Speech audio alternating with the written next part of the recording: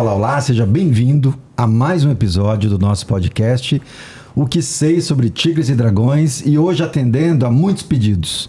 Pedido seu, e eu até vou falar para essa câmera aqui, seu também, tá bom?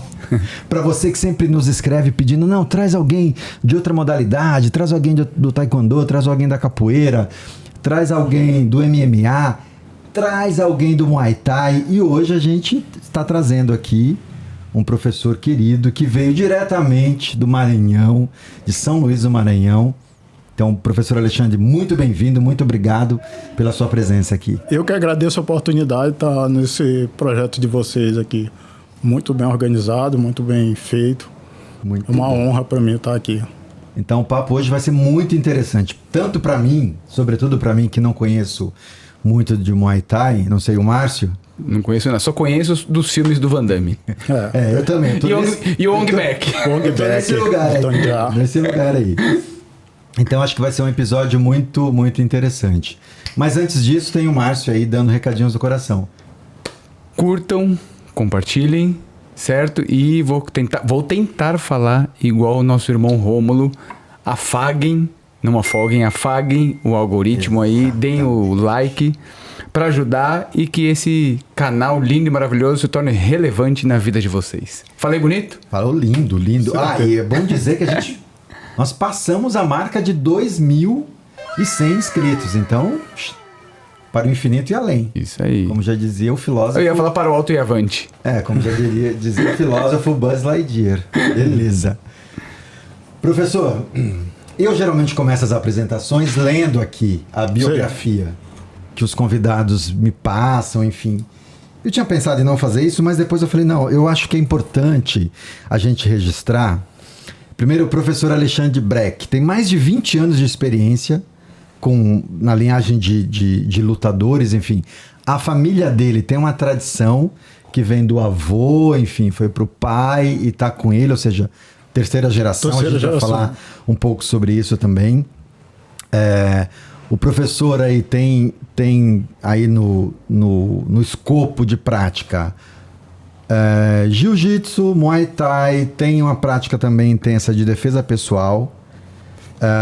Importante dizer também que teve um início muito longo no Taekwondo, que a gente vai conversar um pouco sobre isso também. Inclusive ganhando aí medalha de ouro na Copa Sesc de Taekwondo em 92 lá em São Luís. Acho que você foi até o segundo Dan, não é isso? Segundo Dan, faixa preta do segundo Dan.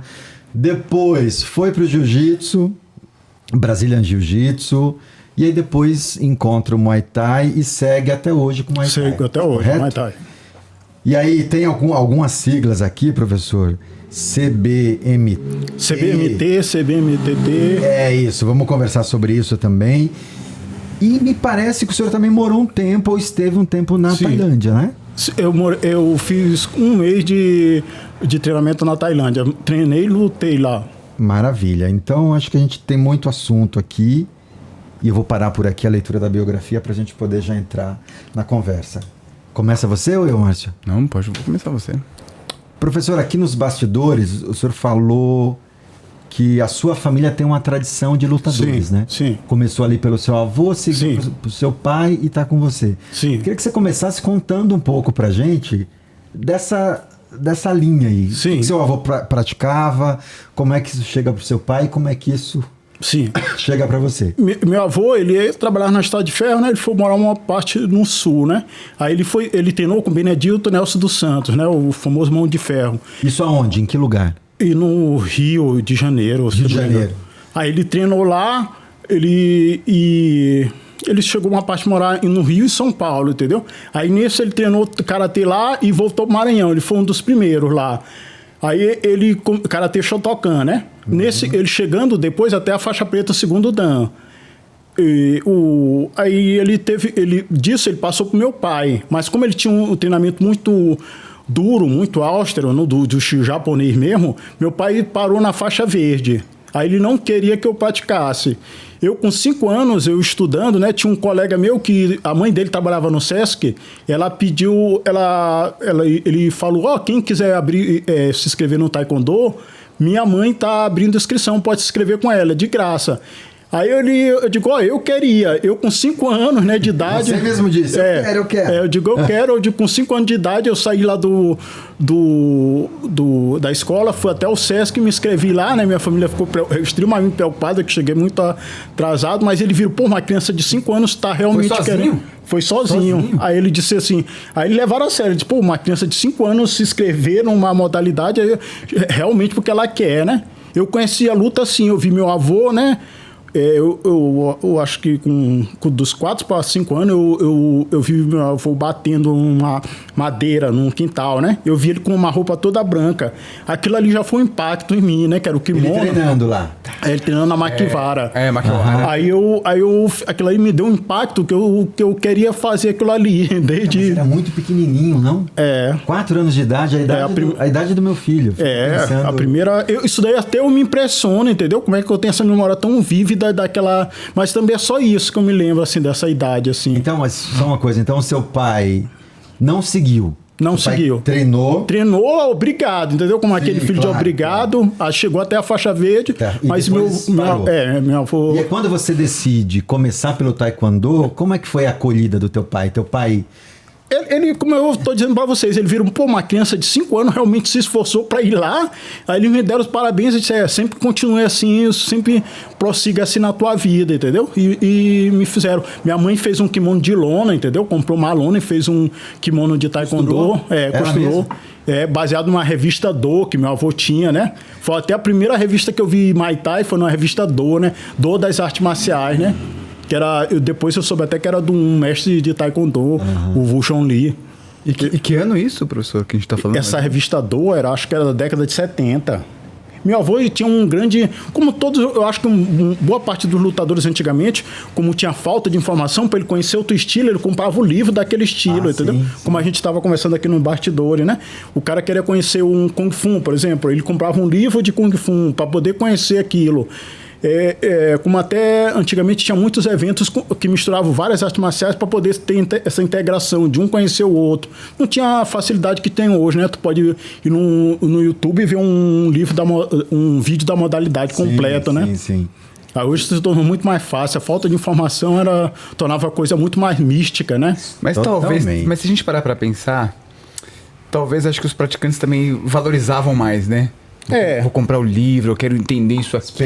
Porque outro livro chegar, vou esperar uma outra revista. Porque encontrei um professor de uma outra modalidade, vou conversar com ele. Acho que as pessoas porque até tu não sabia assim, poxa, eu não sei assim muito o que aquela modalidade faz, entendeu? Eu vou desafiar o cara, assim, e tal. Os Gracie sabiam, porque os Gracie, eles tinham uma coisa de saber desafiar os outros, porque ele conhecia muitas modalidades. Eles tinham treinado capoeira, entendeu? Tinham um contato com um lutador de karatê e tal. O próprio Rickson e o Roylen, para o UFC, eles treinaram com Travis Brown. Ele era um professor de Muay Thai que foi aluno deles e preparou eles para ensinando o Muay Thai. Por isso que eles sabiam o Muay Thai, entendeu? Eles tinham repertório. Eles que desafiavam o repertório, então podiam ir pro chão, ficar em porque pé, é fácil tu dizer que o jiu-jitsu é a melhor modalidade do que tem, né? Ele pegava o cara, clinchava e caiu. Tu não sabe, a maioria do lutador não sabia o técnica de chão. Então tu tava do clinch para baixo, ele tava lutando com o leigo. O Muay Thai, ele se julgava a melhor luta em pé do mundo, porque ele enfrentava pessoas que sabiam a mesma coisa. Aí eles venciam eles, então por isso que ele se julgava a melhor luta do mundo, entendeu? Por isso que ele enfrentava lutadores que sabiam também técnica de cima, sabiam chutar, sabiam socar, entendeu? Sabiam defender. Então eles se julgavam a luta melhor do mundo por causa disso. Agora, professor, deixa eu te perguntar uma outra coisa, né? Ainda nessa fase da sua infância, assim. A gente já falou aqui com alguns convidados e a minha história, a história do Márcio também passa um pouco por isso. Na escola, como é que era essa coisa na escola? Assim, você era uma pessoa mais agressiva, você era mais pacífico, você teve situações na pré-adolescência ou na infância mesmo de ter que ir para vias de fato com alguém, trocar ali uns socos, ou você sempre foi mais ponderado? Por ter começado tão cedo no taekwondo, isso te deu mais serenidade ou você era mais Não, deu uma... respondão ali a uma provocação? Não, deu uma serena. É porque a gente tinha uma noção de... O taekwondo, entendeu? Tinha uma ilusão de superioridade, entendeu? Eu achava, pô, aquele cara ali, eu não vou bater nele porque eu sou... sim, claro, eu quebro ele. Com ele Até eu tinha colegas que faziam karatê, que eles conheciam meu avô, as únicas modalidades que tinha era karatê, entendeu? Eles conheciam meu avô e eles nunca tentaram brigar comigo, entendeu? Porque ele achava que até hoje, se eu encontro ele, eles me cumprimentam como eu fosse praticante de karatê, entendeu? Então seu avô tinha esse papel, assim, não mexe com meu neto. Eles sabiam porque ele tinha até uma história que ele corria às vezes com a parte de baixo do kimono, entendeu? E muitas pessoas conhecem ele assim, porque ele... pra fazer um treino de corrida era só com a calça. Com a calça do kimono. Aí muita pessoa sabia que ele era lutador por causa disso. Aí os professores antigos de karatê sabiam que ele era do karatê, entendeu? Então por isso que a única modalidade que tinha, fora eu praticante de taekwondo, era o praticante de karatê, mas eles me respeitavam porque eles achavam que eu era do karatê, entendeu? Baseado no histórico da minha família. Entendi. E aí então situação de briga na infância... Não tinha? Eu tive mas eu já briguei na rua, não como uma briga assim do vale tudo. Antigamente eu queria fazer vale tudo mesmo, não MMA. Aí a única modalidade de luta que fazia uma espécie de vale tudo que eles chamavam de jogo duro era a capoeira. Aí eles disseram assim, rapaz, tem uma roda de capoeira no final de ano, que lá eles fazem um chamado jogo duro, que lá é o vale tudo. Aí eu digo, isso daí não deve ser vale tudo. Eu fui lá, né? Aí quando eu chego lá, eu armo minha base, o cara me dá um tapa, né? Corta meu supercílio. Eu digo, que isso é sério. Aí eu dei um chute ele gingando, eu dei um chute no pescoço dele. Aí o outro comprou o jogo. Aí eu dei um chute no peito dele, dei um chute no peito dele e na perna. Aí o segundo já comprou o jogo, aí meu colega me tirou assim de lado e disse, rapaz, tu é louco, tu não tá nem xingando. Aí ele disse, sai daí. Aí eu disse, não, deixa eu ir lá. Aí eles estão armados tudo de faca, eles estavam com tudo com faca, assim. E o jogo, quando fica frenética, a roda fecha, a roda já tava bem fechada. Pressionar, você quer ir pro pau comer. E você não fazia, nunca tinha feito Nunca tinha feito. Eu fui lá porque com essa proposta de ter um jogo duro que era um vale tudo, você né? Uma experiência de vale tudo. Sim, eu queria lutar vale tudo. E aí depois dessa experiência, aí depois dessa experiência eu procurei algumas pessoas, né, que organizavam Vale Tudo. Ele não queria, ele só queria porque Vale Tudo, antigamente, tinha muito assim, ele tinha que ter certeza que ele te vencia. Ele ia organizar o evento para ele perder? Não. Ele ia organizar o evento escolhendo a dedos quem ele queria, entendeu? Quem ele podia bater. Ou a equipe dele podia bater. Aí ele muito não queria. Aí depois eu fui fazer MMA, fiz 2 lutas de MMA, mas nesse mesmo esquema de a equipe era fechada para justamente perder o cara, entendeu? E professor, o seu avô, além do karatê, desse treino, ele chegou a ter academia de karatê? Não. Chegou a ensinar? Não, era uma prática para ele e para a família. E a tua família, qual que é a tradição assim de atividade profissional assim? Qual que é a dinâmica da família? Meu avô trabalhou na estrada de ferro, né? E meus pais são professores mesmo. Meu pai é professor universitário, minha mãe é professora aposentada do ensino secundário, né? Do secundário. Legal. E a sua mãe chegou a praticar alguma coisa? Não. Não tinha nada a ver com isso, não. Só apoiava? Ou mais ou menos? Mais ou menos. Com ressalvas? Com ressalva. Achava que aquilo ali machucava. Entendi. Mas às vezes, dependendo, eles machucavam um pouquinho, né? Jiu-jitsu machuca muito. Sempre tinha lesão quando eu fazia jiu-jitsu. Sempre de tempos em tempos tinha. Então sempre vivia com lesão. E professor, foram quantos anos no taekwondo? Você entrou com 5? Dos 5 aos 22. Uau! Foi muito. Aí depois quando eu fui... Quando eu me formei em faixa preta, primeiro Dan, eu perguntei pro meu avô, né? Perguntei para ele, vovô, o senhor acha que E agora, eu cheguei à faixa preta, será que eu tô completo e tal?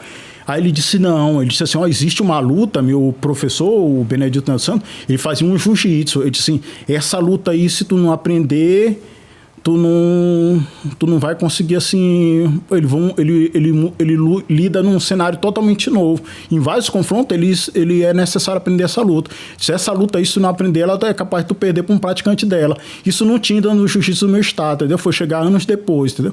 Muitos anos depois. E aí você já tinha uns 20 anos? Já tinha uns 20. 2 anos depois eu passei o segundo dan. E aí eu treinei toda a minha vida com o Ivanaldo Gomes de Lima e peguei o primeiro e segundo dan com o Mestre Kim. Ah, que legal. Mestre Kim, que era aqui em São Paulo, não? Não, é o Mestre Kim do Rio de Janeiro. Peguei o segundo dan também reconhecido por Eugênio Kim aqui de São Paulo. Que legal, que legal. E a tua decisão para parar o taekwondo e ir para o jiu-jitsu foi... Porque quando eu fui eu queria fazer MMA, o cenário que o cara dizia era assim, ó, tu tem que praticar 2 lutas para MMA. Uma é jiu-jitsu e a outra é Muay Thai, entendeu? Aí eles disseram, se tu não for, essas são as 2 melhores lutas. Aí foi assim que eu conheci. No Muay Thai eu conheci um professor lá que era o professor... Eu não me recordo o nome dele, eu não me lembro se era Marco Aurélio, que ele, na verdade, ele ensinava um suposto Muay Thai, entendeu? Que era, na verdade, tinha muita falta de informação, que eles chamam hoje essas pessoas de boxe tailandês, para diferenciar quem sabe realmente Muay Thai da pessoa que sabia antigamente um Muay Thai mais primitivo, mas com influência de outra coisa. Era mais um taekwondo com um boxe, entendeu? Isso não aconteceu em outros países, como a Inglaterra, como na França, aconteceu isso. Eles misturaram e disseram que era Muay Thai, mas foi há pouco tempo que realmente soubemos o que é Muay Thai mesmo, aos moldes tailandês, né? Aí ele não sabia muito. Quando eu mudei para o Rio, eu realmente aprendi lá com os professores lá, aprendi o que era Muay Thai. Aí eu intercâmbio com os tailandeses lá, eu aprendi mais, assim, consegui me aperfeiçoar mais em Muay Thai. Mas a sua transição foi do taekwondo pro jiu-jitsu? Do taekwondo pro Muay Thai, pro jiu-jitsu, que foi o... E depois pro Muay Thai.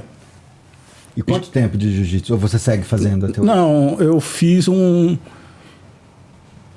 acho que uns 6 anos de jiu-jitsu. Ah, bastante tempo. Cheguei até a faixa roxa. Naquela época a faixa roxa era faixa roxa. Era como eu falo aqui, segundo o Dan Taekwondo, tem muita gente que vai achar. Eu me lembro que quando eu chegava e dizia assim, eu sou faixa preta segundo Dan de Ronaldo. Tu é faixa preta, chegou, é faixa preta de Ronaldo, tu é E Muay Thai há quanto tempo já? Ixi, desde 99. E professor, que conexões você consegue dizer pra gente que existem entre taekwondo, Muay Thai e jiu-jitsu? Onde é que essas artes se convergem, né? Se encontram? Onde é que elas se desencontram? Quais são as características? Ou não tem nada a ver? Não tem nada a ver assim, porque o taekwondo, ele preza a plasticidade, né? A perfeição do golpe, né? Eu me lembro que eu fazia Kim, ele parava o golpe assim no ar. E ele dizia, não, eu quero perfeito, ele quer o perfeito, ele quer o pé pra baixo. Assim, bem... ele quer a perfeição. Muay Thai não, Muay Thai ele disse, não quero, tu faz desse jeito aqui, agora tu bota forte, não importa como pegar. Ele valoriza a contundência. A força e a contundência. O machucar é mais importante, entendeu? O Muay Thai.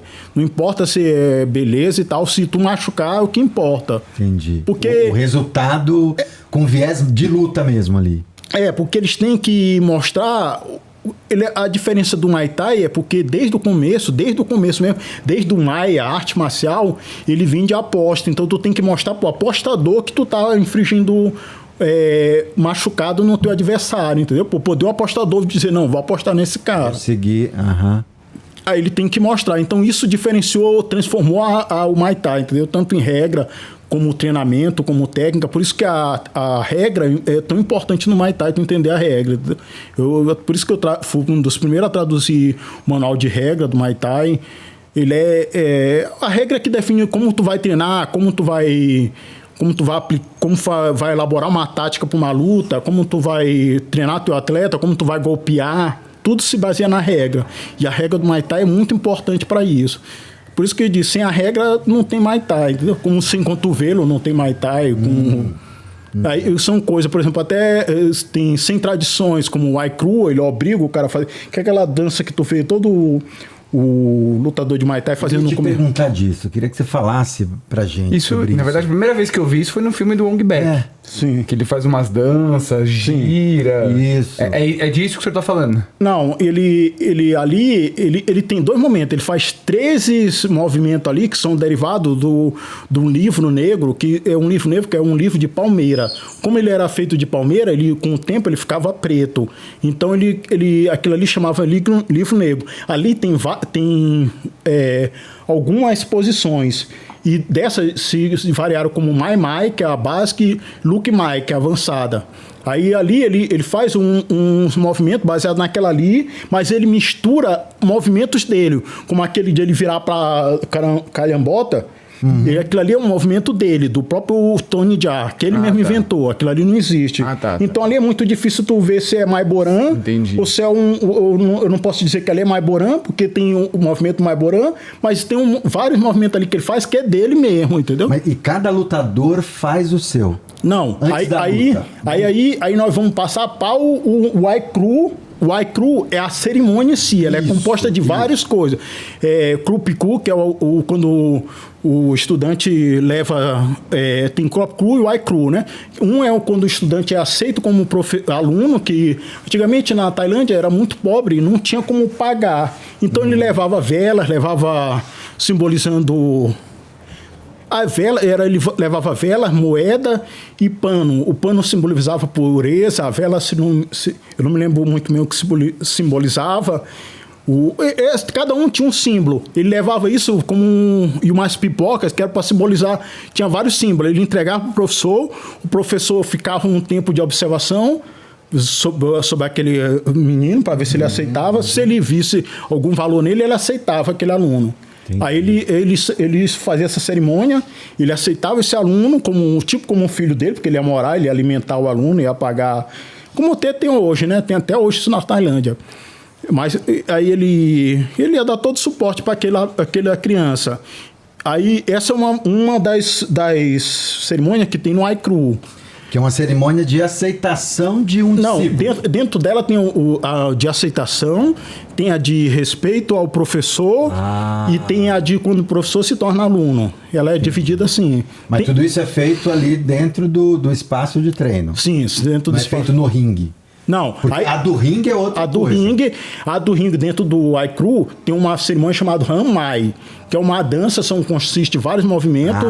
Ok. Que primeiro ela começa, tu te faz uns movimentos tu te ajoelha na escada do ringue, tu te ajoelha, né?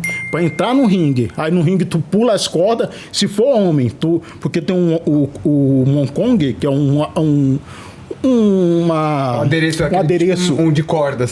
Que tu usa na cabeça, que aí ele não pode passar entre as cordas. Então tu pula a corda com ele, se for mulher, ele tira o amuleto, a mulher passa por debaixo da corda, ele coloca o amuleto nela. Aí ele faz primeiro ele sela o ringue, ele pega a mão direita e Pakayama, né, que é uma cerimônia budista, que é abençoar com o lado direito. Ele pega o lado direito e vai olhando para a plateia para evitar mal olhado. Aí ele segue, em cada corne do ringue, ele faz um movimento para as três joias do budismo, né? Aí quando ele chega, ele sela o ringue, aí ele começa a luta. Começa o Hanmai, né, que é o movimento. Aí nesse Hanmai ele tem alguns movimentos que varia de escola para escola, que ele sempre conta uma história, né, dependendo da escola ele conta uma história. Ele às vezes faz um movimento por exemplo, ele pega e se maquia, que é aquele ali que está dizendo que ele passa a se disfarçar de uma mulher, entendeu? Aí ele penteia o cabelo, tem vários movimentos. Ele joga o arco baseado no Hakayama, né? Ele tem vários... Cada escola tem a sua... Tem a sua variação. Às vezes lutadores também tem. E eu já vi que tem até para eles tirarem...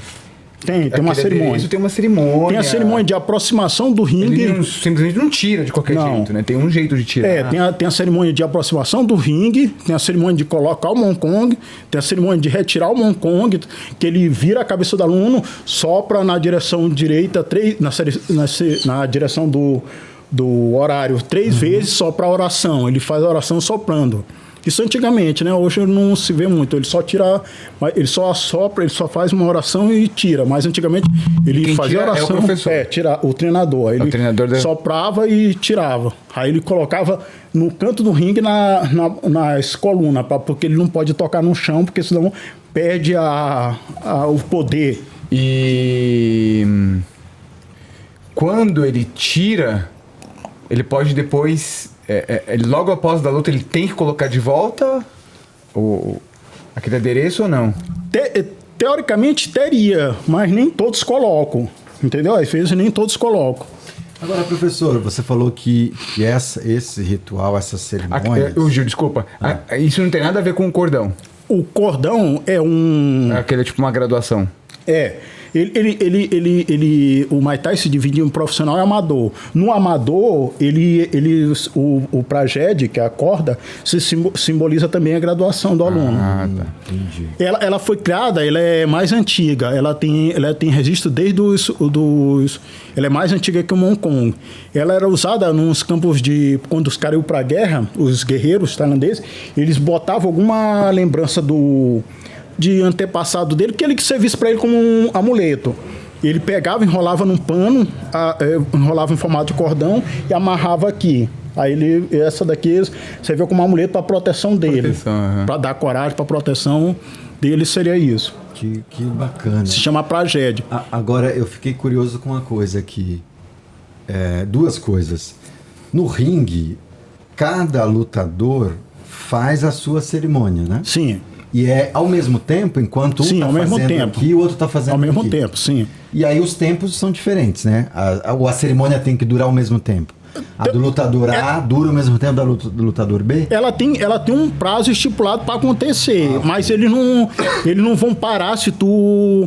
Por exemplo, ela tem um prazo, mas se tu passar desse prazo, por respeito, ele não, pelo menos na Tailândia, eles não vão te parar por isso. E a outra coisa, o senhor falou que a cerimônia traz alguns elementos de tradição budista. Sim.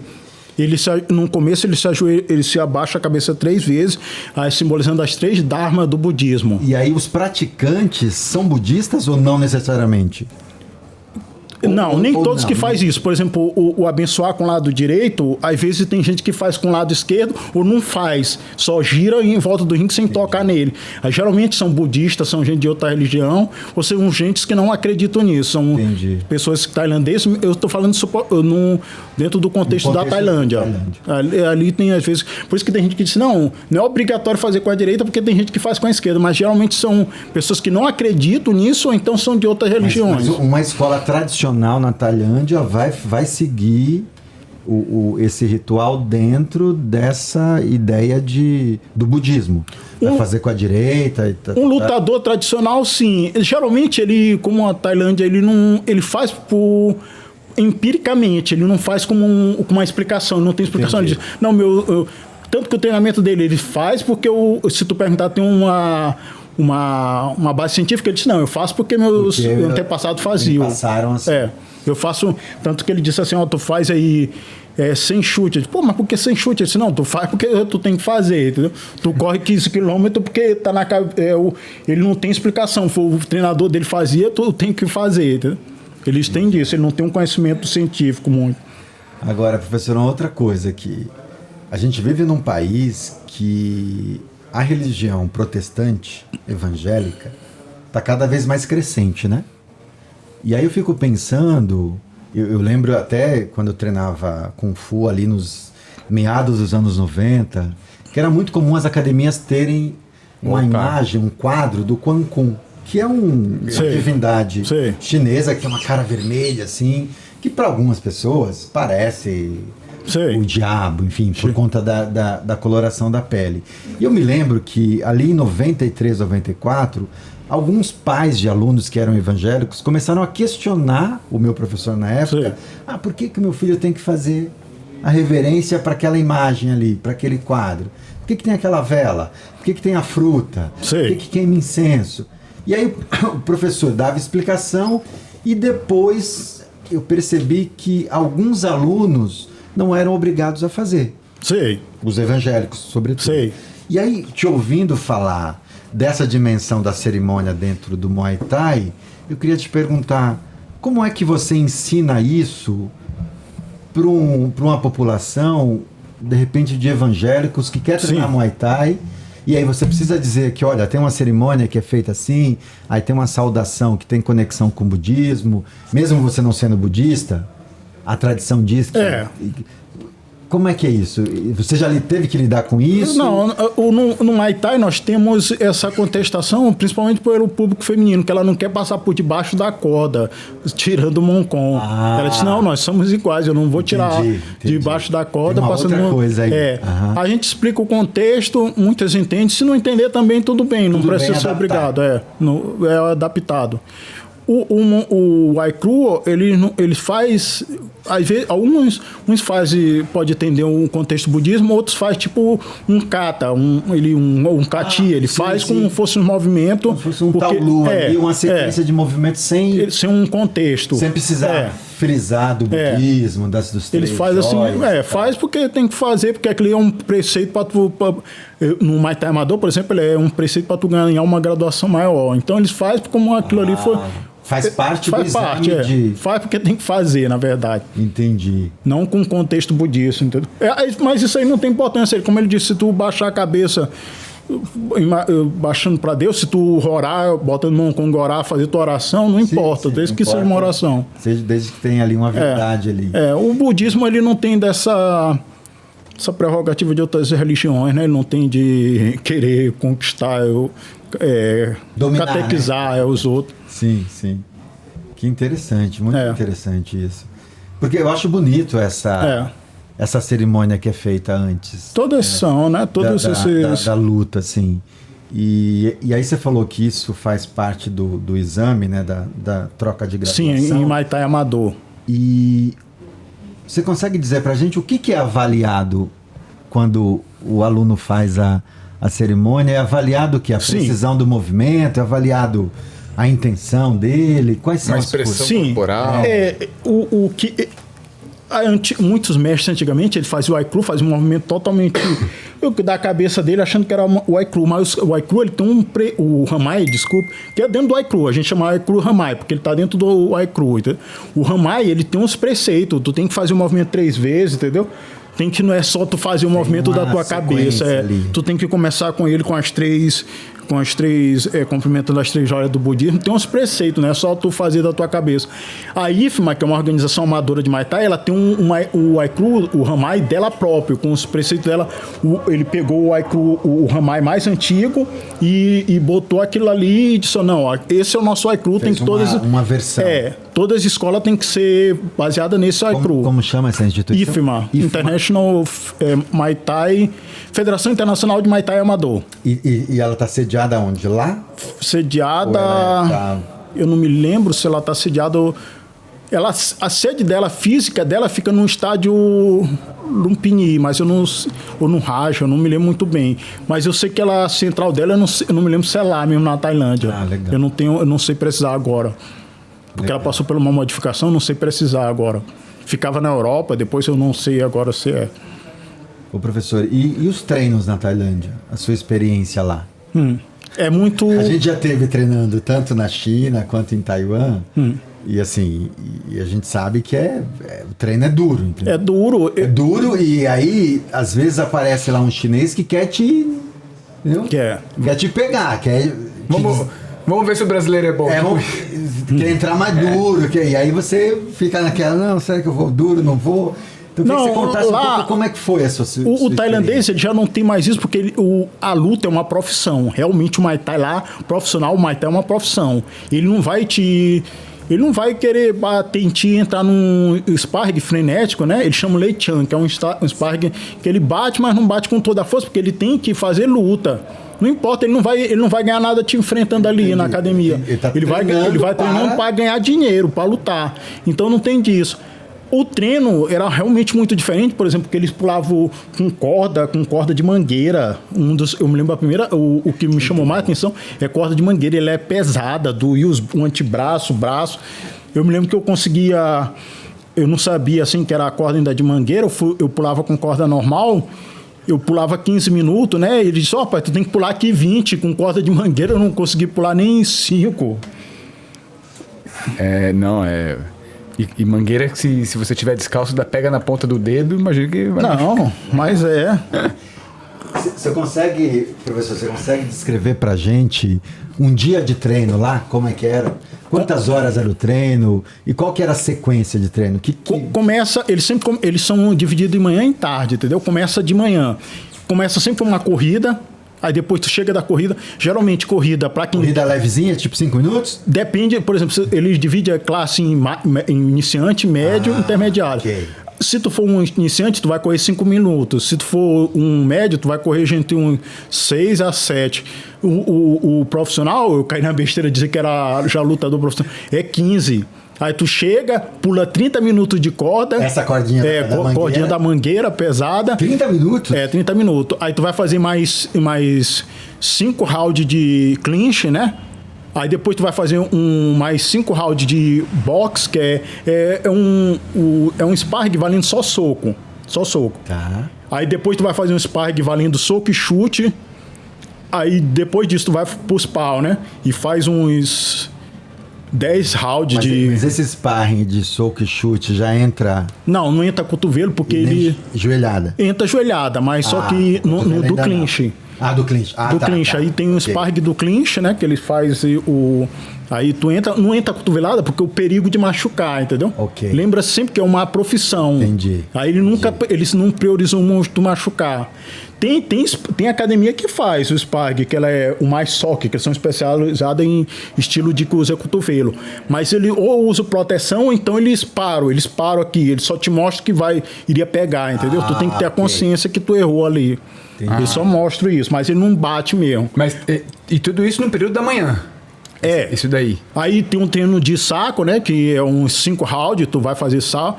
Ou então eles fazem assim, dá 100 chute aí no saco. Aí tu para, aí tu vai almoçar, aí descansa um pouco, aí tu volta pra tarde. E de manhã foi o quê? 3 horas de treino? Vai 3 a 4 horas de treino, assim.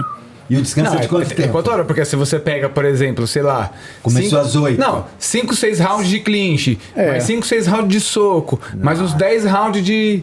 alguma outra coisa. Você já correu 30 minutos de core. Cara, não dá. 3 horas de treino no mínimo. Aí à tarde? Aí à tarde tem um almoço, eles descansam 1 hora. Aí à tarde geralmente tem corrida, dependendo da academia, tem uma corrida mais de 6 km. Pode ter ou não pode, entendeu? Varia da proximidade da tua luta. Aí ele faz a mesma coisa. O saco, tem um aquecimento, já o alongamento, né? Pode ter treino de peso, pode ter, nem todas as academias têm, entendeu? Às vezes depende do treinador. Muitos acham que eles podem dar, mas esse treino fica mais pro final. Sim. Aí tem um alongamento, aí tem um treinamento de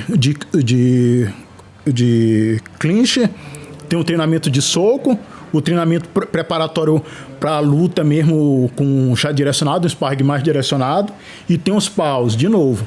Aí depois volta aí tem o alongamento e calistenia, né? E alongamento. Aí pronto, encerra o período da tarde. Mais 3 horas, 4 horas. E treino é todo dia, não é? Todo dia. Segunda, quarta e sexta.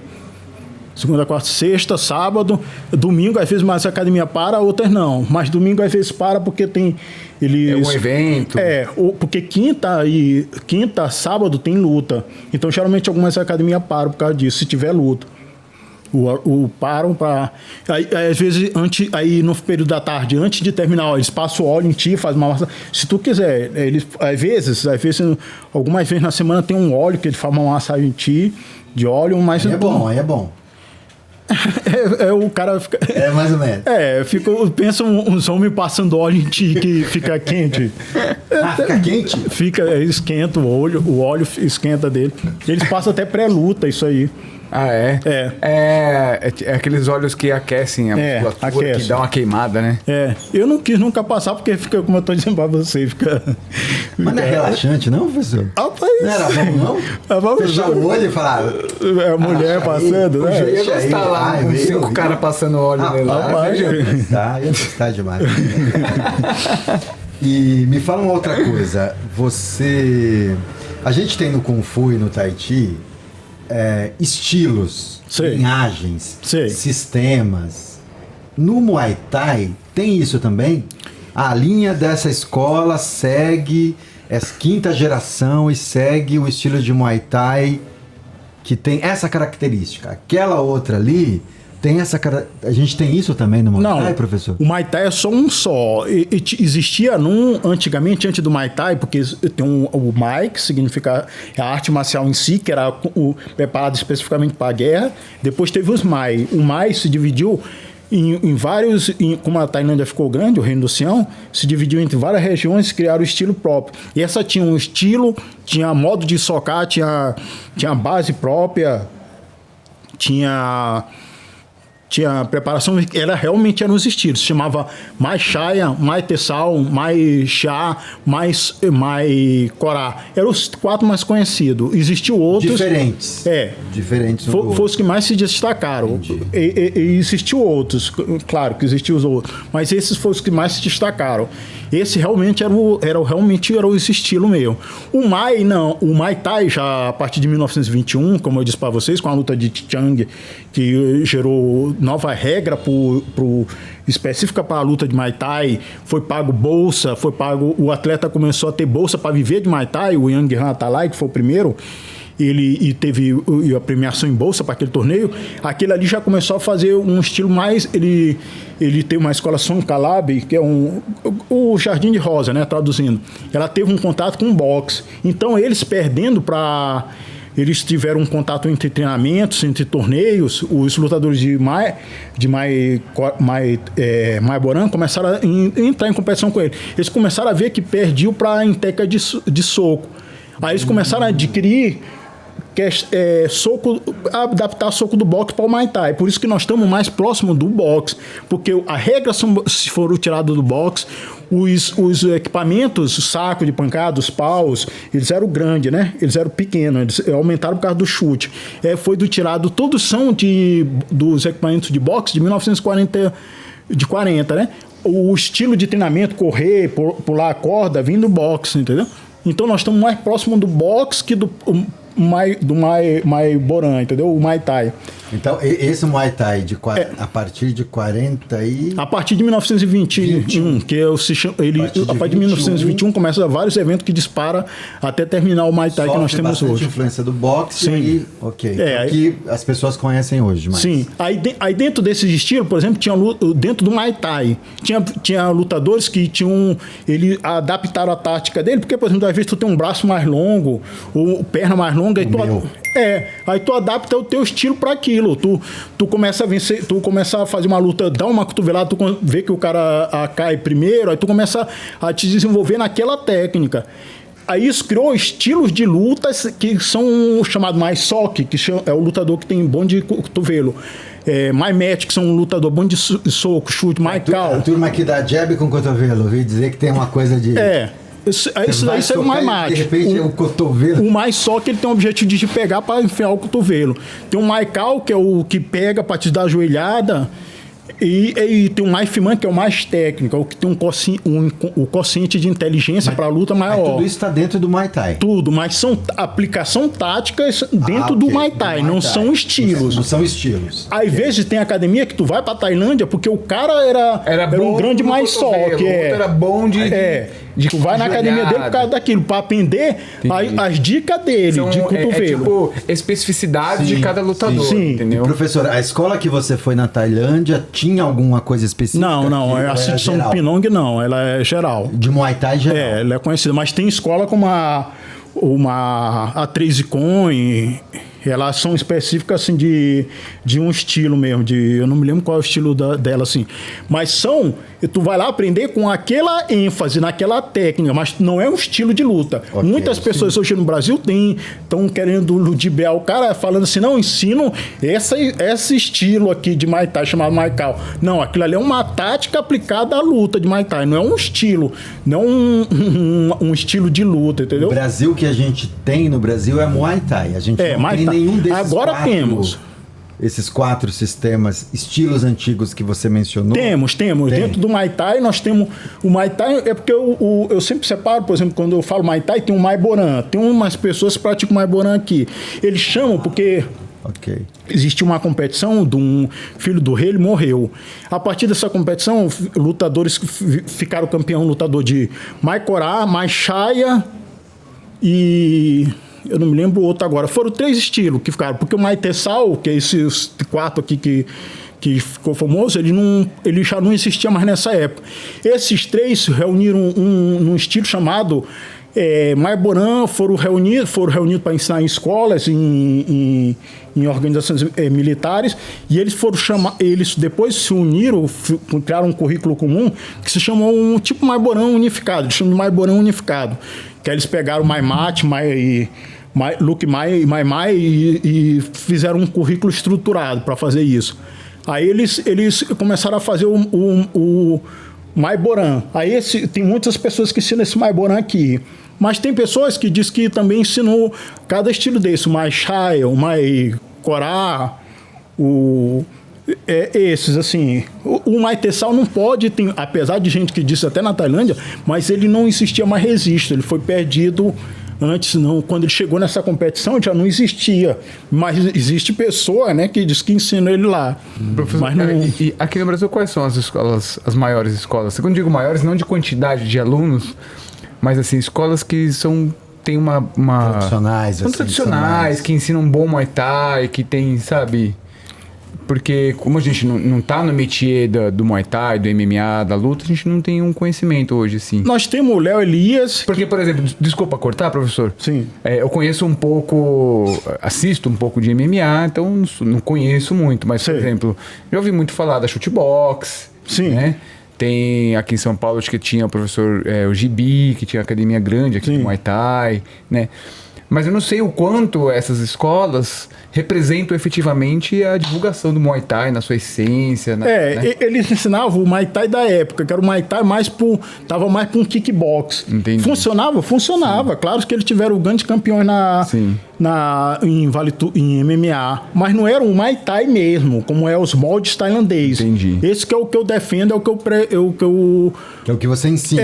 Que eu ensino, que realmente é o Muay Thai mesmo, é os moldes tailandeses. Minha referência, como eu sempre digo, minha referência é tailandesa, entendeu? Quando eu uso uma interpretação de regra, eu uso a interpretação de regra tailandesa. Então, aqui nós temos, tem o Léo Elias, que ele está inclusive ensinando na Tailândia, é um brasileiro, que ele teve grande destaque. Mas aqui nós temos o Léo Amendoim, nós temos o Caio Nunes, nós temos o Alex Paraná. São pessoas assim que sempre estão ensinando realmente o Muay Thai. Breck, lá em São Luís do Maranhão. Opa! Temos também. Que eu tento me esforçar, né? Não. Professor, agora tem uma outra coisa, que a gente, enquanto do Wushu, né, da arte marcial chinesa, a gente se empolgou demais com os filmes do Van Damme, sim, né, Ong Bak. Aquilo lá, eles vendiam como um kickboxing, mas... Na minha visão, me corrija se eu estiver errado. Era Muay Thai. Sim. Porque aguardo, shorts, sim, né, o tompo. Não, e ele faz o ritual lá. Eu lembro que o Van Damme ia lutar lá, o tompo chutando com a canela lá na... Eu quero saber uma coisa. Aquele treino de chutar a viga. A viga. Não, chutar o bambu. Ali foi exagerado. Chutar, a bananeira. A bananeira, sim. Acho que a bananeira, sim. Pô, mas ele chutava a viga, que a viga pois é. descia o pozinho de cimento. Não acontecia nada na canela. É como eu disse pra vocês, até a corda foi baseada num folheto que o roteirista leu, um folheto do Rajadame. Ele leu um folheto que era feito para estrangeiro, e lá tinha uma suposta lenda que os lutadores antigamente botavam o vidro nas cordas, o que não existe. Sim. Era só uma... mas ele pegou isso e botou no adaptador. Mas ficou legal. Pra deixar dramático a coisa. Aquilo ali, quando ele faz assim... Ali nós não podemos julgar ele, porque muitas pessoas da época ensinavam Muay Thai não por má fé, mas ela ensinava aquela ali era a informação que tinha. Sim. Então aquele filme é a informação que se tinha do Muay Thai antigamente, entendeu? Que antigamente uma história que a cobra simbolizava o Muay Thai, mas era tudo de professores que vieram, que não eram, porque por exemplo na Inglaterra tinha os divulgadores lá, eram os tailandeses, mas eles eram do Taekwondo. Aí eles criaram várias místicas, como tinha um professor lá que ele gostava de cobra, ele criou várias místicas aplicadas à cobra, à naja. Ele chamava o jab de Snake Punch, entendeu? Aí eles disseram que o símbolo era... Fica legal, né? Pô, mas aí, caramba, pau, Snake, né? Pô, legal pra caramba. Ele criava isso, porque sempre tinha que ter uma lenda, né? Mas aí, voltando para essa coisa que o Márcio falou, eu fico imaginando que esses filmes todos, sim, alguma coisa deve ter ali. Sim, existe filme, como o Choque D, que ele conta a história do André Dia Biaf. Ele realmente ali é uma história de Muay Thai. Ali conta realmente o Muay Thai. Qual filme? O Choque D. Choque D? Choque D é uma expressão tailandesa que ela significa... É uma expressão de boa sorte. Choque chegou a ser exibido aqui? Chegou. Muitas pessoas do Muay Thai conhecem ele por causa disso. Antigamente tinha o pessoal conhecia o Samamura, o Demolidor, que era um desenho baseado num lutador de kickbox. Que eles achavam... Aquilo ali foi o primeiro preceito do que seria o Muay Thai. Eles se basearam com aquilo ali. O Savamu. Pô. É o Savamu, que ele se julgava o Demolidor, ele né? Se julgava. Aquilo ali, o Takashi... Editor, coloca essas referências aí, todas aí, hein? O Takashi Samamu, ele, na verdade, ele era um lutador que... Chute no vento com a joelhada no vácuo. Ele fazia. Pô. Eu pedi até o desenhista dele, fez um desenho meu. Eu fico na posição dele. É verdade, o Savamu ele era meio do Muay Thai. Agora, pô. Não, ele era do kickbox. Do kickbox, isso.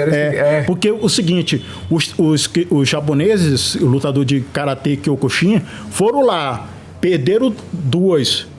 Foram três, venceram duas, perderam uma. Esse que perdeu ficou lá na Tailândia e voltou e adaptou, ficou treinando lá e voltou lá para os Estados Unidos, para o Japão, né? E encontrou um outro japonês, que eu não me recordo agora o nome. Ele já tinha um projeto de criar uma modalidade, um karatê mais de contato. Ele vendo o Muay Thai, ele vendo uma exibição na prefeitura de Osaka, ele pega aquilo ali e começa a ter um projeto de criar uma modalidade de mais contato. Ele chama um tailandês lá, o Osama, e ele começa a fazer uma exibição lá na academia dele e ele começa a ter um projeto de criar uma modalidade que vai culminar no kickbox. Que o kickbox surge no Japão na década de 70. Ele só vai surgir nos Estados Unidos na década de 70. Primeiro cria o full contact, os praticantes de karatê começam a criar querer um estilo mais forte. Eles criaram primeiro o full contact, aí que é realmente o que cria lá. Depois, com os japoneses chegando lá, porque o japonês chegou lá até em 1970, 71, que começa o projeto já do kickbox mesmo, começa a aparecer kickbox. Aí eles começam a se unir vendo os japoneses e começam a criar o kickbox versão dos Estados Unidos. Mas só que o kickbox mesmo, se tu for ver, prova o nome kickbox, a filosofia chutar boxeando, foi criado pelos japoneses. Olha só.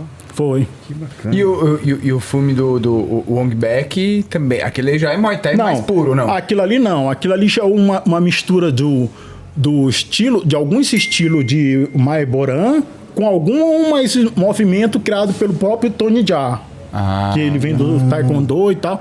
Por isso que ali não se pode dizer que... Eu não posso chegar ali e dizer, não, aquilo ali é Mae Boran, porque ele pega...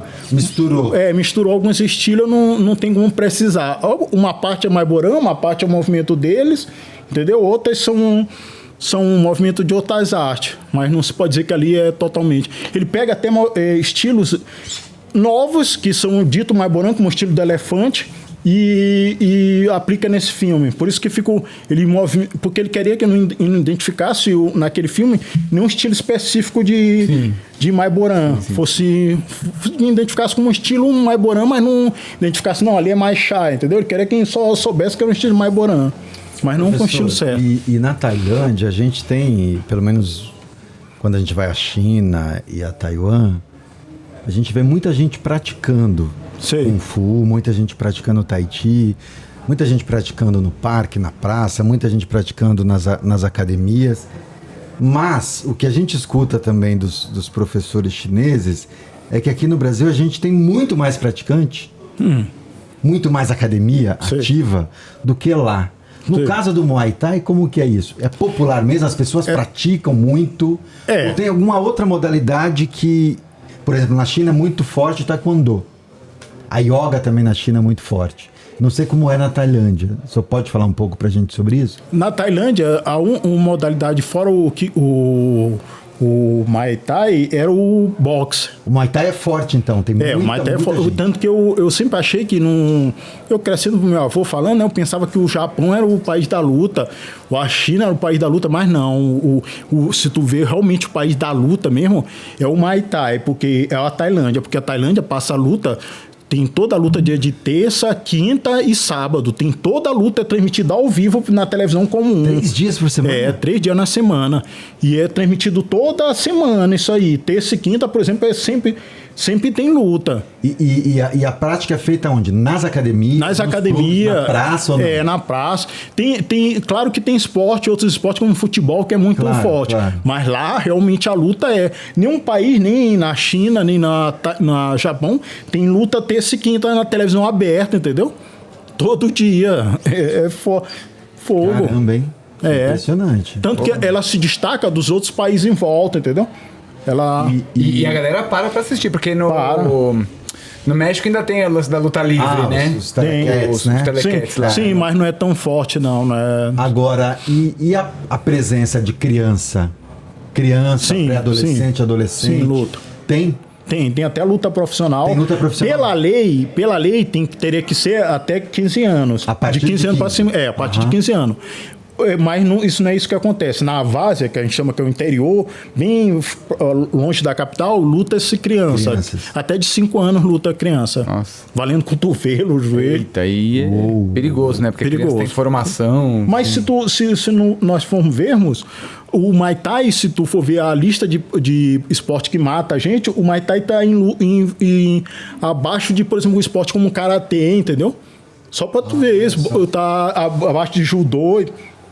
É porque, por exemplo, a contagem dele sempre foi como em doença de traumatismo, demência pugilística, ele quase não tem, entendeu?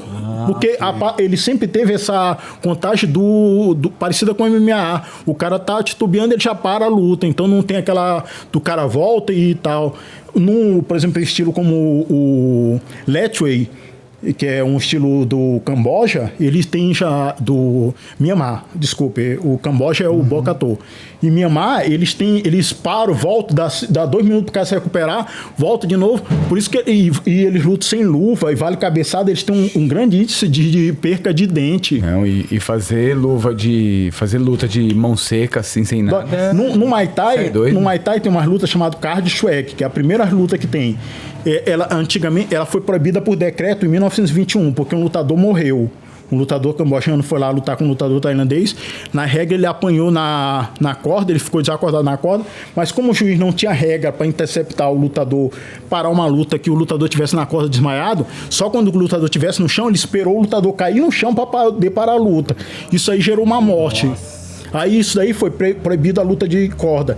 Para eles continuar com a luta... Na verdade, ainda tem luta de corda na fronteira com Tailândia e Camboja. Mas para continuar a luta de corda, eles botaram uma proteção por dentro e botaram a corda. Chama estilo Card Chuek. Essa luta, quando tu vai lutar ela, eu já fiz não lutei, mas fiz um prerrogativo. Tipo uma exibição, um cara me mostrou lá. Rapaz, dói o dedo, dói a mão quando tu bate, dói a mão. É muito... duro.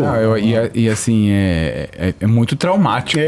Se a gente pensar, se a gente ir para um lado da arte marcial voltado para a saúde, cara, é traumático. Como eu disse, né? Sempre o atleta de grande desempenho, ele nunca não vai ter saúde, né? Ele nunca vai... Mas se tu vê mesmo esses países assim, esquece, não é um esporte, ali é uma profissão. Ali é uma profissão, sempre tem que se aprender isso. Lá não tem assim...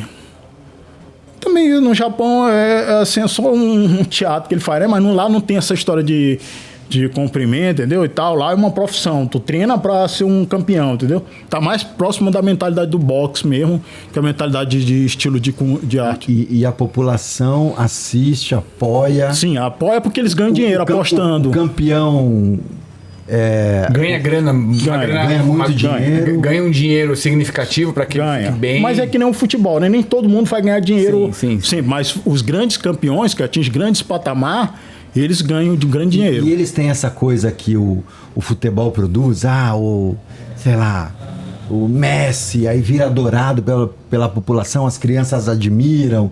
Tem essa coisa de um campeão de Muay Thai se tornar uma referência. Tem, que ele já chama esse lutador de Udimai, entendeu?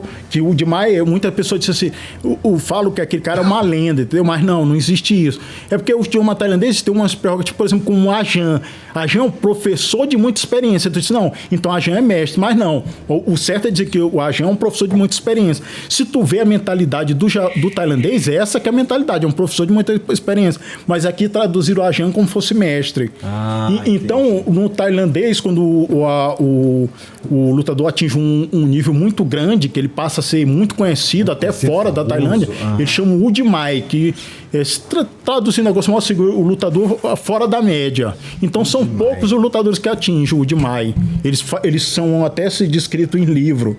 Tem livro que descreve os lutadores que mais se destacaram numa determinada época. Interessante. E, professor, a gente aqui no Brasil existe organizações que regulamentam essa arte marcial? Tem federações, tem confederação, tem competições nacionais, estaduais e nacionais. Como é que está organizado? No Muay Thai, diferente do... O Muay Thai se divide em Muay Thai amador e profissional. No Muay Thai profissional não tem uma organização... Nem no Muay Thai amador tem uma organização central, como tem no Taekwondo, tem a Kukkion, tem no Kung Fu cada estilo deve ter uma só. No Muay Thai não tem isso. É uma briga, como envolve muito dinheiro, eles vivem também muito do Muay Thai e várias organizações surgiram. Tem hoje no cenário do Muay Thai, tem a WMF, World Muay Thai Federation, tem a IFMA, International Muay Thai Federation, MTBSA, que eu estou filiado, e a MTU, World Muay Thai União, né, que são organizações que regem o Muay Thai assim, mas a que tem mais destaque, está tendo mais destaque agora no cenário é a IFMA. Mas já teve a WMF, depende do contexto histórico. A IFMA é porque ela conseguiu colocar o Muay Thai amador para apresentação, primeiro para apresentação, depois para ser um esporte reconhecido como esporte olímpico para estrear na Olimpíada. Sim. Mas ele até agora não conseguiu. Por exemplo, em 2028 ele não vai estar nas Olimpíadas de Los Angeles. Fica nessa expectativa, mas ela é que tem mais tendo destaque. E cada entidade dessa organiza competições, organiza cursos, organiza workshops, eventos, independentes. Cada uma delas organiza...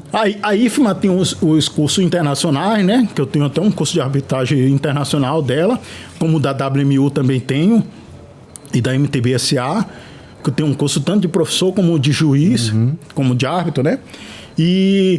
Mas ela também tem as organizações nacionais. A IFMA no Brasil é a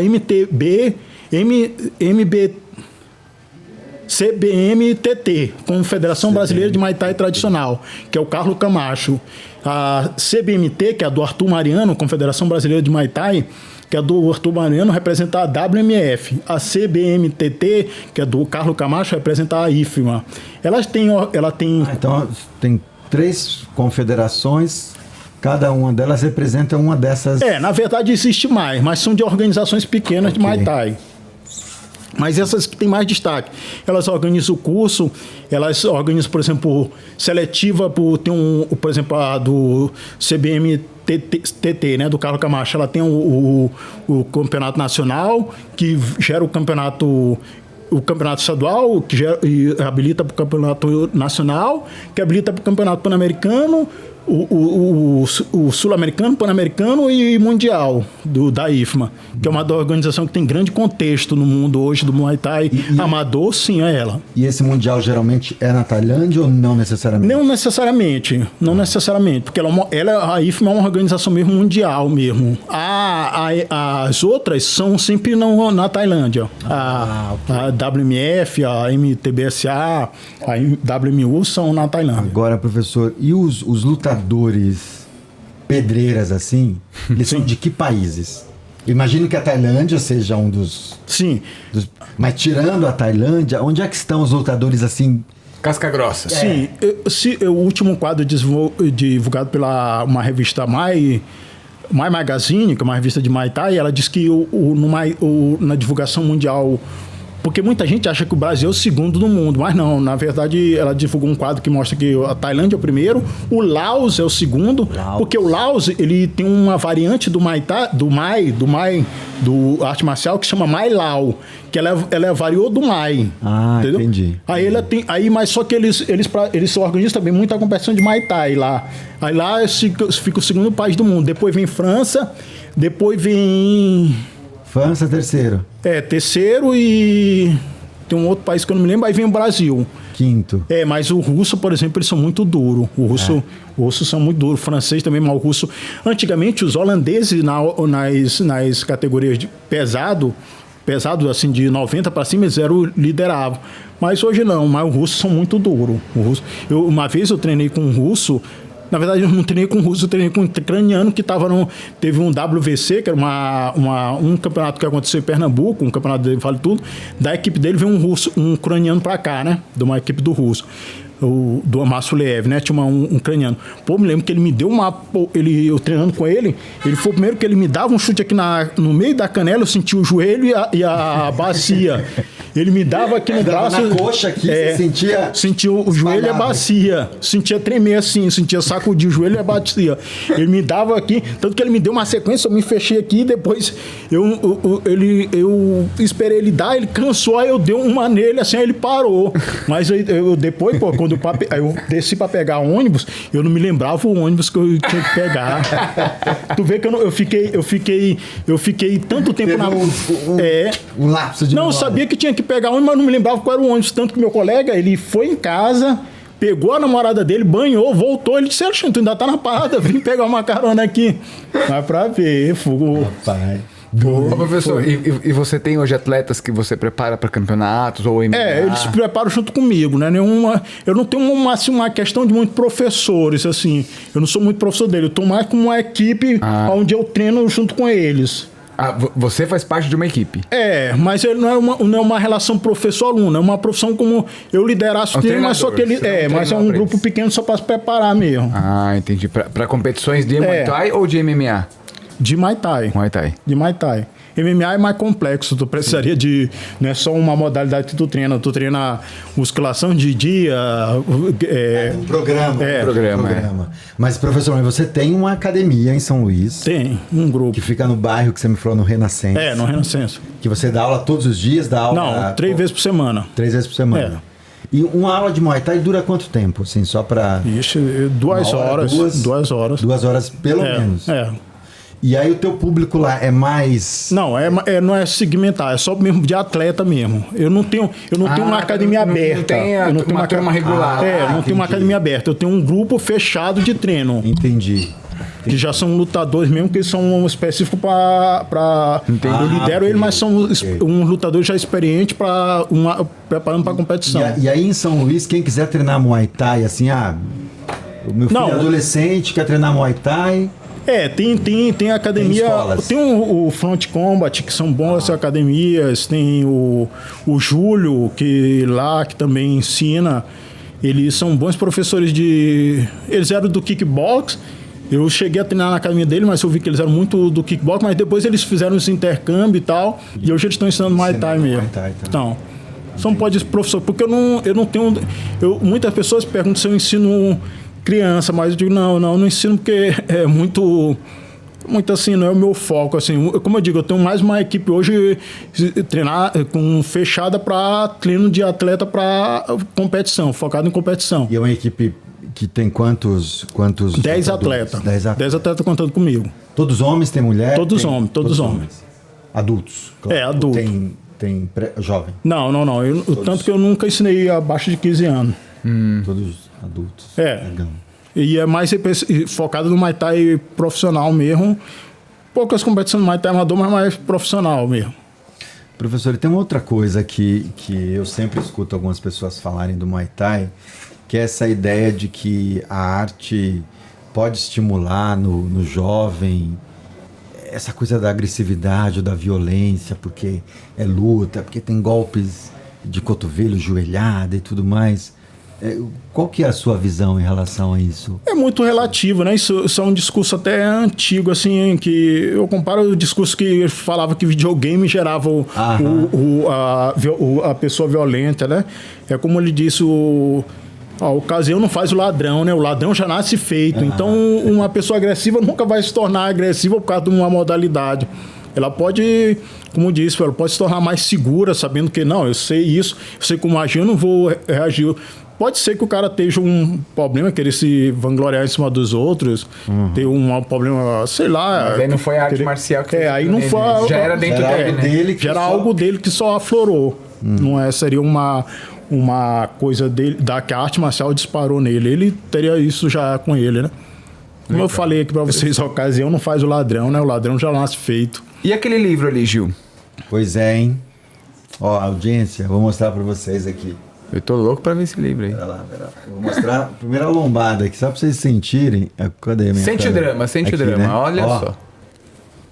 São aqui. 500 e poucas páginas, uma pesquisa de 7 anos. 7 anos. 7 anos. 500 e... Quantas? 40 páginas de uma obra organizada e publicada aqui de maneira... pesquisada, todas as comprovações aí com fotos. Muita informação sobre jornais, Muay Thai, pinturas. Muita foto, pintura, livro, citações de livros, citações de jornais. E professor, conta um pouco pra gente. A primeira edição foi lançada quando? Foi lançada em 2021, mas eu acrescentei mais 300 fotos e foi relançada agora. Agora esse ano, 2023. 2023. E aí quem quiser adquirir... Pode... É melhor no Clube dos Autores, porque a do Amazon, ela entrega... Às vezes ela entrega com uma defasagem. Ela ainda entrega a versão de 300 e poucas páginas, que é a versão antiga. Essa a Clube dos Autores entrega a versão mais atualizada, que é a de 500. Maravilha, já botamos aí na tela para vocês, aí Clube dos Autores. Ele também foi lançado a versão em inglês, né? Que ela foi vendida a 4 mil cópias no mundo todo. Uau, que maravilha. Para um público hoje que não lê, né? É uma vitória. É uma vitória. Tanto que quando tu vende acima de 100 cópias, a Amazon te parabeniza, entendeu? Como escritor. Ela te manda uma carta com um reconhecimento que tu realmente é um autor reconhecido. Muito bom, viu? Com 100 livros. Muito bom, viu? Olha, aprendi um monte aqui sobre... Ele é tipo uma evolução histórica mesmo. Ele segue como... uma linha do tempo aí, né? Como escritor, uma crítica do escritor de Hong Kong, né? Ele falou isso, ele disse assim: esse livro é como se tu tivesse uma máquina do tempo viajando pelos anos, porque ele foi organizado de acordo com os anos. Ele mostra cada ano o que aconteceu naquele ano no Muay Thai. Sendo que teve um contexto histórico, né? Que se não teve naquele ano, não teve nenhum contexto histórico, não é reconhecido. Essa é a luta mais importante, é o que marca o histórico. Chi Chang e Yang Hatalai. Essa daí é a que dispara, a partir dela tem vários eventos que disparam para a criação do Muay Thai. Por isso que eu considero 1921 o ponto de partida da criação do Muay Thai. Realmente, essa foto original. E como conseguiu essas fotos aqui? Essa foto é o seguinte, tem várias coisas. Eu gastei $8 mil só em comprar algumas. Por exemplo, como a do History, são fotos compradas. Tem umas fotos aí do History. Outras fotos tu tem que entrar em contato com o Departamento de Arte da Tailândia, que eles geram todo um trâmite lá, tu paga mais taxa para poder primeiro te cadastrar como pesquisador. Aí eles têm uma política que eles acham que foram roubados, então ele tem uma desconfiança muito grande se tu pede alguma informação do país dele. Aí tu tem que fazer isso. Outra foi pesquisador, tem várias pesquisas aí confronto da China foi com integração com outros pesquisadores de outro mundo. Um deles foi o Alex Tessui, tem o Zora Zembans, que foi o primeiro autor que eu li um livro sobre Muay Thai, né? Foi do Zora Zembans, que eu tive o privilégio de ele me ceder uma foto de, pô, eu vi essa foto no teu livro, tu me cede ela, essa foto é minha, eu vou te ceder ela, e me cedeu os direitos dela para me publicar no meu. E o pior que eu mesmo, assim, ele botou uma legenda diferente, eu ajeitei, eu consegui encontrar o dado correto dessa legenda. Fora que aí tem 3 fotos inéditas, que, por exemplo, eu sabia que tinha um guia turístico que ele falava português, né? A maior parte da comunicação que eu fiz foi em inglês, né? Que é a única língua assim que eu sei. Eu não sei espanhol, mas eu sei inglês. Aí eu sabia, me disseram, tem um turista, um guia turístico lá, que sabe português, ele guia por alguns tempos lá. Aí eu falando pra ele, tu sabe algum templo que tem a foto desse e tal? Ele disse, eu sei de um rei tigre que tem num templo. Aí eu digo assim, então vai lá que eu te pago pra tu tirar a foto. Eu paguei paguei para ele como ele fosse me guiar, mas eu estando aqui no Brasil. Ele foi lá, tirou a foto, ele disse, essa. Aí eu entrei com outros pesquisadores tailandeses e um pesquisador chinês, né? Ele disse, não, essa é realmente a foto do Rei Tigre. Aí é uma das primeiras fotos que tem, do Rei Tigre lutando. Que legal. Uma pintura num templo. E professor, e essa pesquisa toda sua, você faz de maneira... independente, não conectada a nenhuma universidade, não conectada a nenhuma faculdade. Não. Ou você tem uma conexão também com alguma instituição? Não. Essa é pesquisa independente. Independente. Por amor à arte. Essa aqui, professor? Não. É o Rei Tigre. Ela procura 1800. Tá. 1800. Ainda está falando sobre esse estilo. 1500. 1809. Vai passando. 1800. Livro Negro do Muay Thai. O Livro Negro, que é aquele de palmeira, ela faz de palmeira, é por isso que vai escurecendo. Aí São Rei, né, e suas influências. Sim. Que legal. Podia fazer uma exposição, né? Porque eu não sei, para fazer exposição eu teria que pagar mais direito, entendeu? Tu paga de acordo com o que tu vai exibir. Nossa, muito legal. Bem interessante. Muito legal. Eu tô folheando aqui, mas acho que o editor colocou também aí para vocês o que a gente tá vendo aqui. Não, muito bom. Muito bom, é uma pesquisa de 7 anos e todas com registro histórico, comprovando. Porque, como eu digo, algumas pessoas lançaram o livro aí, Suposta História do Muay Thai, mas não é um livro que pega recorte de... É como tu pegasse várias fotos, tocasse aqui num livro, isso é um livro de história, mas tu pergunta, de quê? Essa foto aqui é de quê? Por isso que é de que esse é realmente o primeiro livro de história do Muay Thai mesmo, lançado aqui na América do Sul. Em todo o continente americano ele é o primeiro. Por quê? Porque tem o primeiro mesmo foi o Duquette Saraiva, que era um primeiro historiador mesmo tailandês mesmo, que ele realmente se preocupa com isso, em estudar a história antiga. Aí e como o livro dele foi lançado foi revendido na Europa, então por respeito eu não digo que é o da Europa, mas ele não foi vendido na América no continente americano, então esse é o primeiro do continente americano. Muito bom. Parabéns, viu, professor, pela publicação. Foi um grande trabalho. E muito obrigado aqui. Eu não sei, mas você tem mais alguma... Isso aí, muito bom. Aprendi um montão aqui, espero que vocês também em casa tenham aprendido. Se tiverem perguntas para o professor, coloquem aqui no chat do vídeo. A gente sempre vai manter o contato e pedir para ele, se tiver pergunta aqui, para ele responder também. A gente vai colocar aqui na descrição do vídeo também o link para adquirir o livro, o link do clube dos autores. Para quem quiser adquirir. E mais uma vez, muito obrigado, professor. Tá bom, eu que agradeço a oportunidade de estar com esse projeto de vocês aqui. Muito bom mesmo. E desejo sucesso para vocês. Obrigado. Com certeza teremos com professores vindo aqui. Exatamente. Recadinhos do coração, finais aí, Marcelo? Então é isso, pessoal. Compartilhem. Deixem recadinhos pra gente, ok? A gente vai respondendo, tá? A gente sempre, o Rômulo tem falado que vão surgindo discussões bem legais aí, que às vezes o pessoal vai assistindo vídeo, coloca também registros né, sobre informações, sobre datas. Então, o que vocês souberem, puder compartilhar com a gente também, Sugestão de convidados e convidadas, a gente está de olho, sempre antenado e lembrando que estamos nos melhores tocadores exatamente podcast. Podcast. Certo? Spotify e mais um monte aí. Falei Spotify porque é o único que eu conheço. Exatamente. Google Podcast. Google Podcast, Apple Podcast. E isso aí. afins. Até na Lua tá tocando. É isso, gente. Valeu. Obrigado. Valeu, Obrigado pela obrigado. audiência. Obrigado.